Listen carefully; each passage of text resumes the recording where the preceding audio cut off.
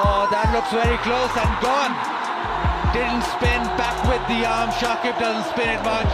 Legend লিগে bat ও বল হাতে চমক দেখালেন সাকিব আল হাসান, হলেন ম্যান অব দ্য ম্যাচ। দর্শক, চলতি মাসের 6 ফেব্রুয়ারি থেকে ভারতের ছত্তিশগড় রাজ্যের রায়পুরে শুরু হয়েছে লিজেন্ড 90 লিগ। আন্তর্জাতিক ক্রিকেটকে বিদায় জানানো ক্রিকেটারদের নিয়ে অনুষ্ঠিত হচ্ছে এই টুর্নামেন্ট। এবারের আসরে দুবাই দলের হয়ে খেলছেন সাকিব আল হাসান। আজ বাংলাদেশ সময় 4:30টায় শুরু হয়েছে ম্যাচ। রায়পুরের শহীদ বীর নারায়ণ সিং আন্তর্জাতিক ক্রিকেট স্টেডিয়ামে রাজস্থান কিংসের মুখোমুখি হয়েছে দুবাই জায়ান্টস। সাকিব যেহেতু আন্তর্জাতিক টি-20 থেকে অবসর নিয়েছেন, তাই এই লিগে খেলার সুযোগ পেয়েছেন তিনি।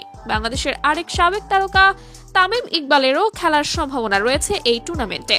সব ঠিক থাকলে তামিম বিগ বয়েজ ইউনিকারির হয়ে মাঠে নামবেন। তবে আজকের ম্যাচে মাঠে নেমেই বড় চমক দিলেন সাকিব আল হাসান, কেননা বল হাতে তুলে নিয়েছেন 3টি উইকেট, এছাড়াও ব্যাট হাতে করেছেন 30 রান।